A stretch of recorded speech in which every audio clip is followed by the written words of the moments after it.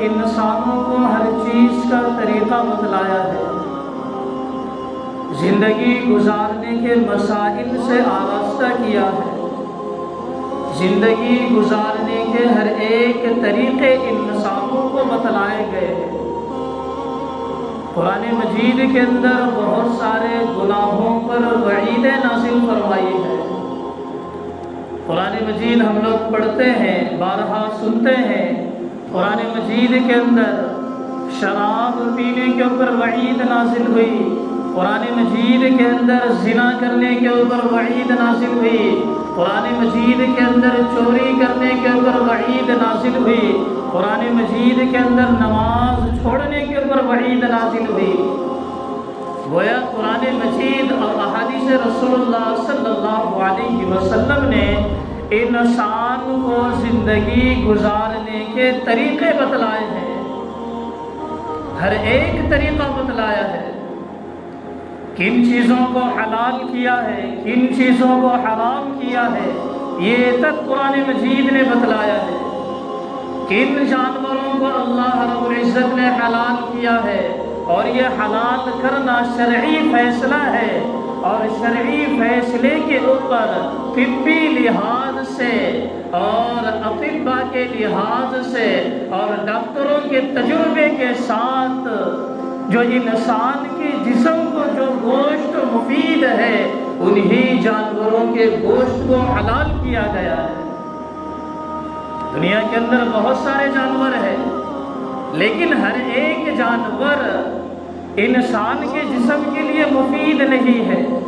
اللہ رب العزت نے انسان کے مزاج کے مطابق فیصلے نازل فرمائے ہیں۔ سورہ بقرہ کے اندر، سورہ آل عمران کے اندر اور دیگر سورتوں میں اللہ رب العزت نے ایک اور بات کے اوپر توجہ دلائی ہے۔ قرآن مجید کہتا ہے الذین یأکلون الربا لا یقومون الا کما یقوم الذی یتخبطہ الشیطان من المس۔ اس آیت مبارکہ کے اندر اللہ رب العزت سود کی مذمت بیان فرماتے ہیں۔ ربا یعنی سود یعنی بیاج وغیرہ لینا، اس کی مذمت بیان فرماتے ہیں۔ پہلے تو یہ سمجھ لو، زمانے جاہلیت کے اندر بھی لوگ سودی کاروبار کیا کرتے تھے، سودی کاروبار کر کے اپنے بزنس کو آگے بڑھایا کرتے تھے، مالدار بنتے تھے، کاروبار کے انبار لگایا کرتے تھے اور روپیے پیسوں کے ڈھیر لگایا کرتے تھے زمانے جاہلیت کے اندر، کہ ایک انسان کو کچھ روپیے دیے گئے 2 مہینے کے لیے، اگر پھر بھی نہ چکا سکا، پھر اس روپیے کے اندر اب اضافہ کیا جائے گا، پھر مہلت دی جائے گی، پھر اگر چکانے کی ہمت نہ رہی پھر مہلت دی جائے گی، پھر روپیوں کے اندر اضافہ کیا جائے گا۔ اس طریقے سے وہ لوگ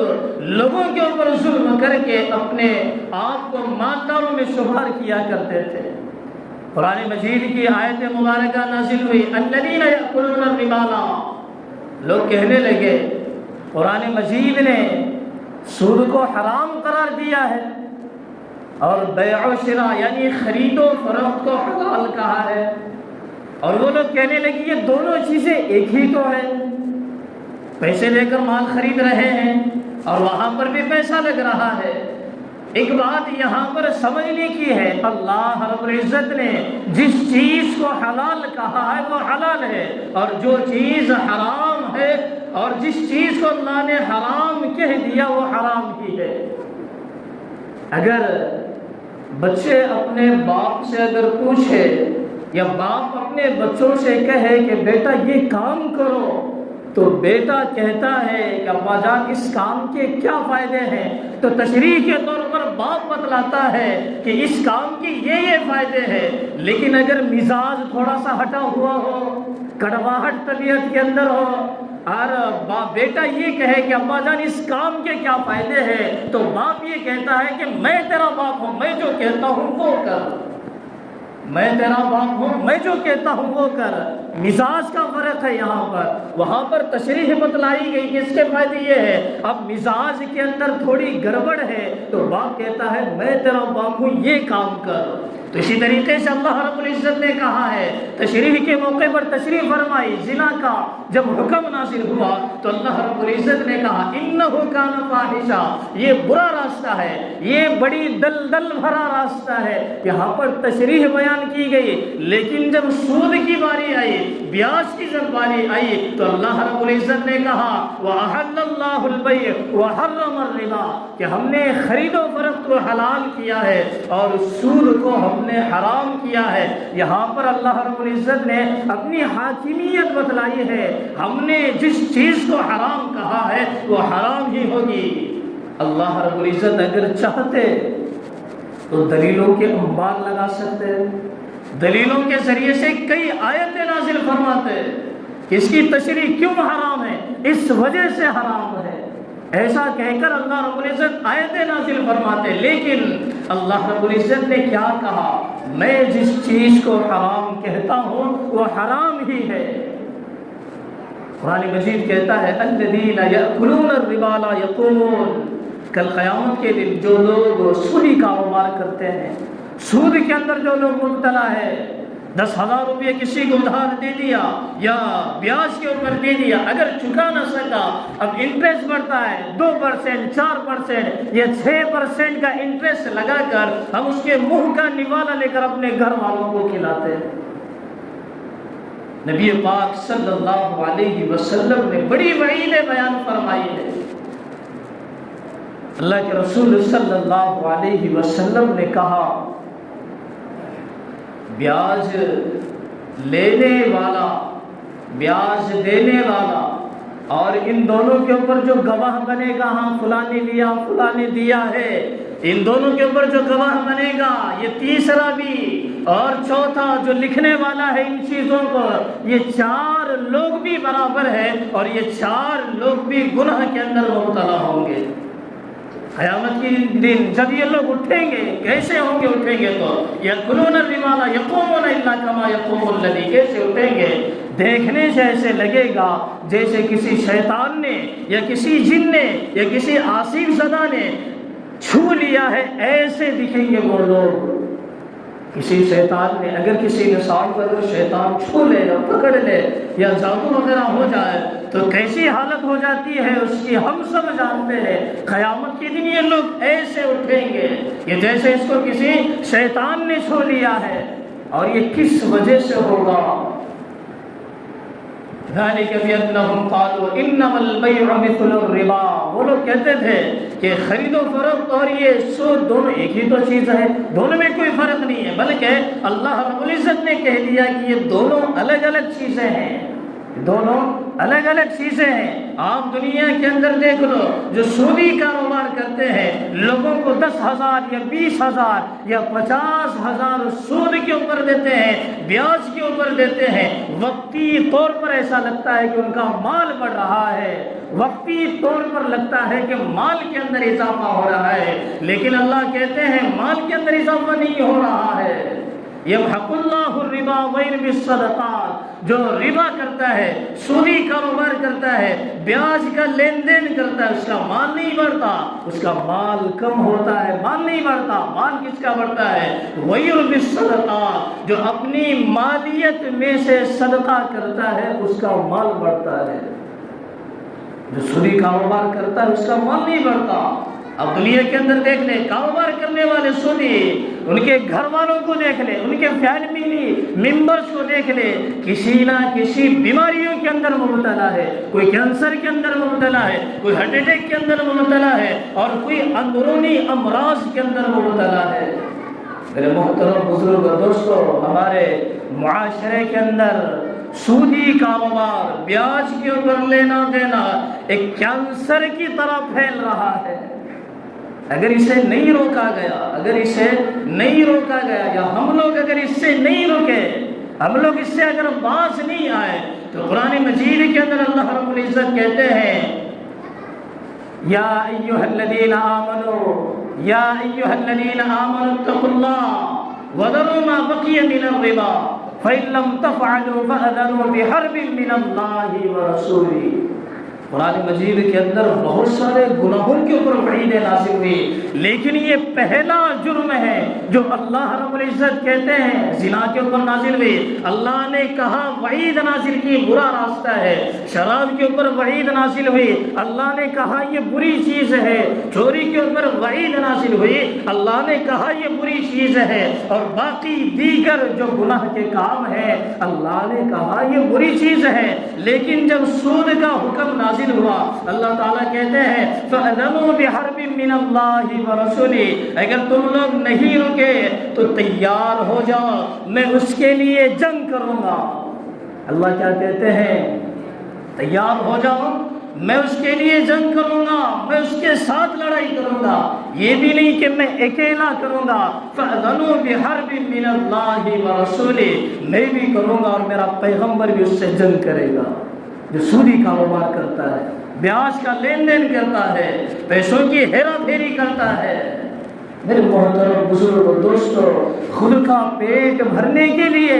خود کی مالیت بڑھانے کے لیے کسی اور کے منہ سے نوالا نکال کر اپنے منہ میں ڈالنا یہ اسلامی شعار نہیں ہے۔ میرے محترم بزرگ اور دوستو، جب اللہ رب العزت نے کہا ہے کہ ہاں میں اس سے جنگ کروں گا، میرا پیغمبر بھی اس سے جنگ کرے گا، تو کسی کے اندر ہمت ہو تو دنیا کے اندر راحت سے جی کے بتاؤ، عیش و آرام کی زندگی جی کر بتاؤ اگر ہمت ہے۔ اللہ جس کے ساتھ جنگ کرے اور اس کا پیغمبر جس کے ساتھ جنگ کرے تو کوئی انسان ان کے سامنے جیت نہیں سکتا۔ اگر مقابلہ اگر ہو جائے، دو ٹیموں کے درمیان جنگ اگر ہو جائے تو ہر ایک یہ سوچتا ہے کہ اس کی جو قیمتی چیز ہے اس کے اوپر میں قبضہ کر لوں، اگلے والی پارٹی کی جو قیمتی چیز ہے اس کے اوپر میں قبضہ کر لوں۔ لیکن جب اللہ اور اس کا رسول جب ہم سے جنگ کریں گے اور ہماری سب سے قیمتی چیز جو کہ ایمان ہے وہ سلب ہو جائے گی، وہ لے لیں گے۔ میرے محترم بزرگ و دوستو، وعیدات کیا فرمائی اللہ کے رسول صلی اللہ علیہ وسلم نے؟ معراج کے اوپر تشریف لے گئے، اللہ کے رسول صلی اللہ علیہ وسلم نے جنت کا بھی نظارہ کیا، جہنم بھی دیکھی، وہاں کے عذابات دیکھے، جنت کی بڑی بڑی نعمتیں دیکھی۔ اب گزر رہے ہیں جہنم کے پاس سے، ایک شخص کو دیکھا کہ اس کا پیٹ بڑے کمرے کے مانند ہے، کمرہ 10x10، 5x5، 6x6 یا 7x7 کا جو کمرہ ہوتا ہے اس کمرے کے مانند انسان کا پیٹ ہے، اور اس کے اندر بڑے بڑے سانپ اژدہے اس کے اندر ہے۔ اللہ کے رسول صلی اللہ علیہ وسلم نے حضرت جبرائیل سے پوچھا یہ کون لوگ ہیں؟ میں دیکھ رہا ہوں ان کے پیٹ کے اندر بڑے بڑے سانپ ہیں، بڑے بڑے اژدہے ہیں، کیا گناہ تھا اور یہ کون لوگ ہیں؟ حضرت جبرائیل نے کہا یہ وہ لوگ ہیں جو دنیا کے اندر سودی کاروبار کیا کرتے تھے، بیاج کے اوپر پیسہ دیتے تھے، انٹرسٹ کے اوپر پیسہ لیتے تھے۔ اللہ نے کہا جنگ کے لیے تیار ہو تو جی کر بتاؤ عیش و آرام کی زندگی، اپنی مالیت بڑھا کر دکھلاؤ، چہرے سے نور بھی ہٹا لیا جائے گا، دلوں سے ایمان کا نور ہٹا لیا جائے گا۔ جس طریقے سے انسان اچھی غذائیں کھاتا ہے،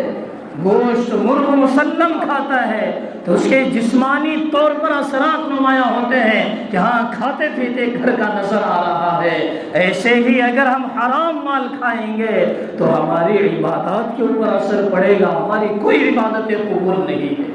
ہماری کوئی عبادت قبول نہیں ہے۔ ایسے بے شمار واقعات کتابوں کے اندر موجود ہے کہ سودی کاروبار کرنے کی بنا پر قبروں سے آوازیں آنے لگی عذاب کی۔ بہت سارے واقعات ایسے بھی ہیں کہ جب اس کا انتقال ہوا، قبر کے اندر جب اسے ڈالنے کے لیے قبر کھودی گئی، جب ڈالنے کے لیے تیار ہے تو قبر آٹومیٹک ٹیڑھی ہو جا رہی ہے اور انسان اندر نہیں جا پا رہا، قبر ٹیڑھی ہو رہی ہے۔ دوسری قبر کھودی گئی، پھر وہ بھی ٹیڑھی ہو گئی، تیسری قبر کھودی گئی، وہ بھی ٹیڑھی ہو گئی۔ آخر کار اس شخص کو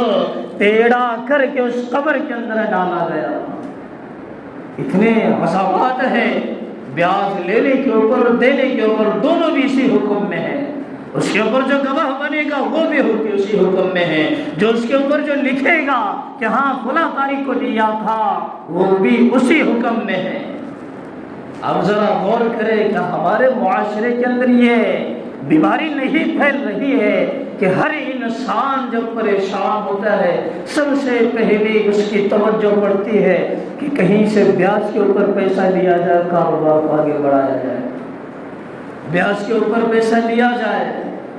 اپنی پریشانیوں کو دور کیا جائے۔ میرے محترم بزرگوں دوستوں، اللہ کے رسول صلی اللہ علیہ وسلم کا ارشاد ہے الربا 70 جزءا، یعنی سود کے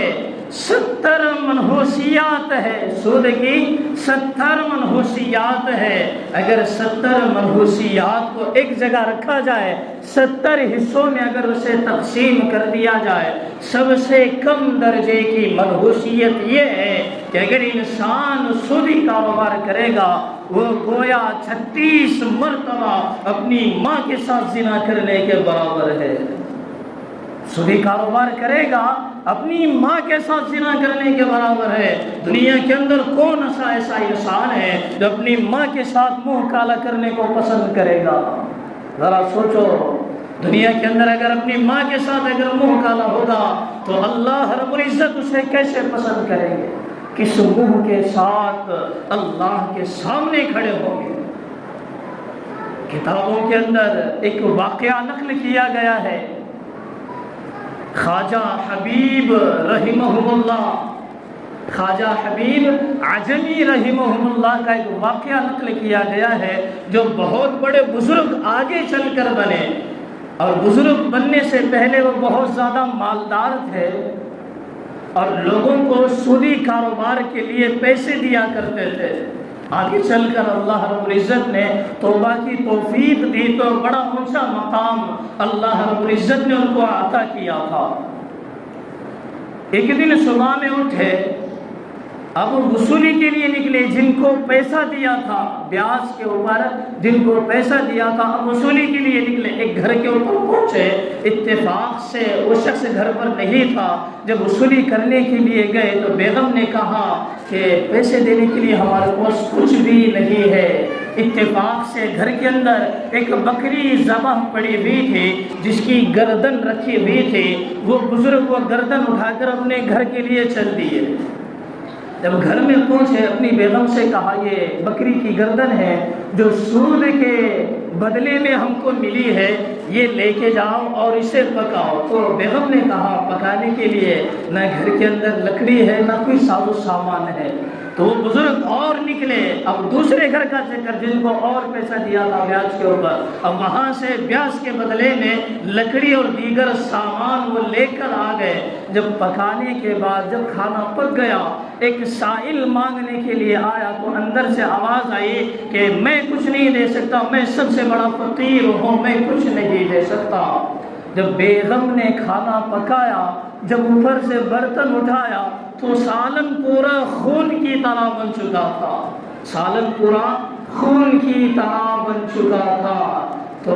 پتہ چلا کہ یہ سارا کا سارا مال بیاج کے بدلے میں ملا ہے، جس کی وجہ سے یہ سارا کا سارا مال خون کی شکل میں تبدیل ہو گیا ہے۔